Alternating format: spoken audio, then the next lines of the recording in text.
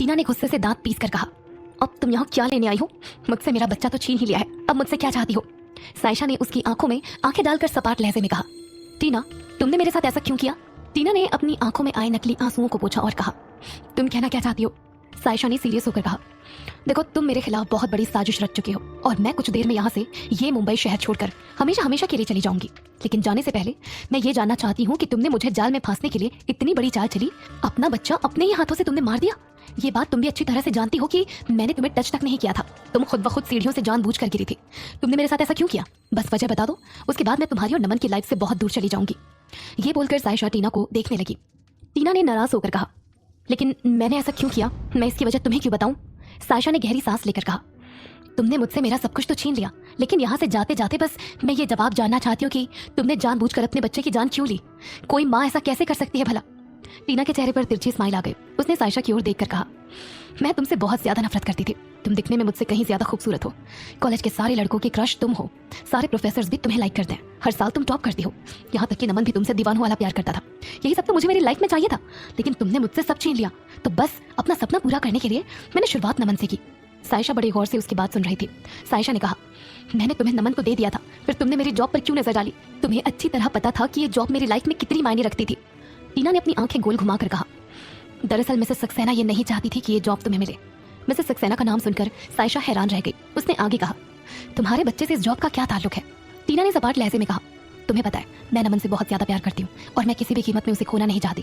Mrs Saxena ने मुझे cabin में बुलाकर प्रॉमिस किया था कि अगर मैंने अबॉर्शन करवा लिया और उसका सारा कसूर तुम्हारे सर पर डाल दिया और नमन की नजरों से तुम्हें हमेशा के लिए गिरा दिया, तब उस दिन हमेशा के लिए नमन मेरा हो जाएगा और हमारे रिश्ते पर वो अपनी मुहर लगा देंगी। बस उस दिन तुमने मौका खुद दे दिया।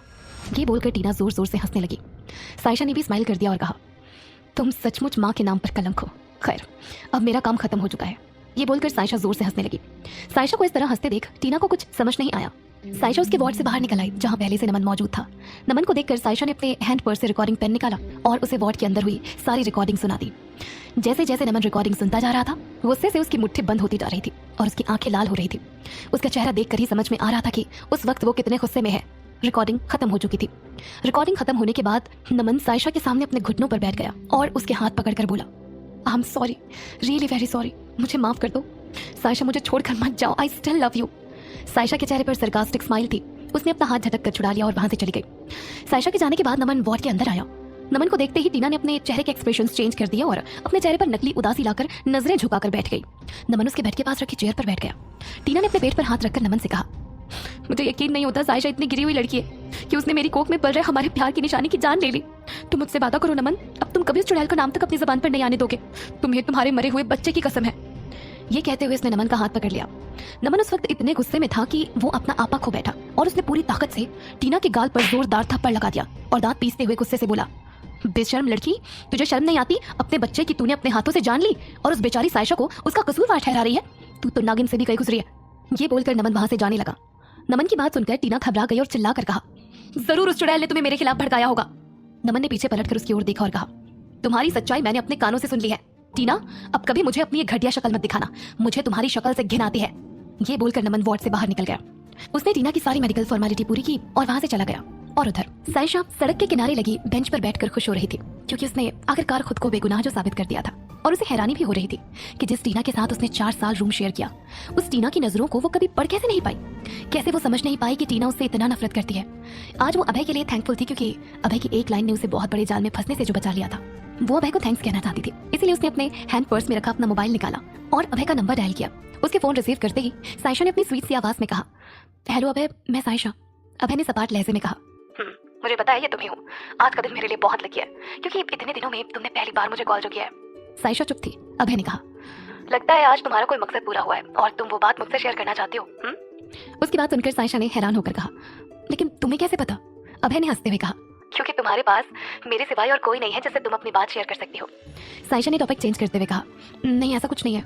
अभय ने हंसते हुए कहा, तो ठीक है, मैं भी हमेशा की तरह तुम्हारी गॉसिप सुनने के लिए इंटरेस्टेड हूँ।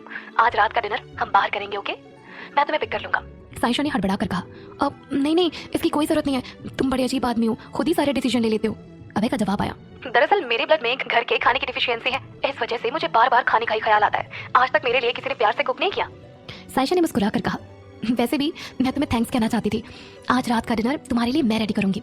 ये बात सुनकर अभय ने चौंकते हुए कहा, क्या सचमुच तुम्हें कुकिंग आती है या तुम मुझ पर कोई नया एक्सपेरिमेंट करने वाले हो? साइशा ने सपाट लहजे में कहा, अब तुम मेरे हाथों का खाना खाकर बताना कि मुझे कुकिंग आती है या नहीं, बाय। ये बोलकर साइशा ने बगैर उसका रिप्लाई सुने फोन कट कर दिया। फोन कट करने के बाद साइशा ने खुद से बात करते हुए कहा, मैंने साइको को डिनर पर तो इनवाइट कर दिया है, लेकिन कुकिंग करने के पहले मुझे शॉपिंग करनी पड़ेगी। हे माता रानी हेल्प मी। ये सोचकर साइशा तुरंत उठकर खड़ी हो गई और अपने अपार्टमेंट के पास वाले शॉपिंग मार्ट की ओर चली गई और जल्दी जरूरत का सामान लेकर अपने रूम पहुंच गई। शावर लेने के बाद उसने बहुत कम समय में बहुत जरूरी सारी डिशेस रेडी कर ली। वो टेबल पर खाना सेट कर रही थी कि तभी उसके फ्लैट की डोरबेल बजी। डोरबेल सुनकर साइशा ने डोर ओपन किया। सामने अभय मौजूद था। अभय को देखकर साइशा ने स्माइल किया और घर के अंदर आने का इशारा किया। अभय जैसे ही घर के अंदर एंटर हुआ, उसकी परफ्यूम की खुशबू पूरे रूम में फैल गई। साइशा ने उसकी ओर देखकर कहा, मैंने डिनर रेडी कर लिया है, चलो साथ में डिनर करते हैं। अभय ने गहरी सांस ली और कहा, मैं जैसे ही तुम्हारे रूम में एंटर हुआ मुझे खाने की खुशबू से ही भूख लगने लगी, चलो जल्दी खाना लगाओ। ये बोलकर वो डाइनिंग टेबल पर बैठ गया। आज साइशा ने वेजिटेरियन खाना रेडी किया था। साइशा ने उसकी प्लेट में मटर पनीर की सब्जी, तड़के वाली दाल और साथ में आलू गोभी की स्पाइसी सब्जी के साथ गरम रोटियां सर्व की। साथ में उसने फ्रूट कस्टर्ड भी रेडी किया था। अभय अपनी प्लेट को काफी गौर से नोटिस कर रहा था। साइशा उसके पास रखे चेयर पर सेटल हो गई और उसने उसकी ओर देखकर कहा, आई नो तुम अपने घर पर इतने वैरायटी के लंच और डिनर करते हो, ये खाना तुम्हें बहुत सिंपल लग रहा होगा। अभय के चेहरे पर बड़ी सी स्माइल आ गई और उसने नहीं में सर हिला दिया और कहा, दरअसल आज इस खाने को देखकर मुझे अपनी मॉम की याद आ गई। उनके जाने के बाद पहली बार मैंने ये इंडियन खाना देखा है, आई लाइक इट। ये बोलकर उसने खाने का पहला निवाला खाया। साइशा उसके फेस की ओर देख रही थी। वो जानना चाहती थी कि उसे खाना कैसा लगा। अभय ने अपनी आंख बंद करके कहा, वेरी टेस्टी डिनर। मुझे तो लगता है आज तुमने जितना खाना बनाया है मैं अकेले उसे खत्म करने वाला हूँ, यम्मी। ये बोलकर वो मन लगाकर खाना खाने लगा और साइशा उसे मुस्कुराती हुई देखती रही।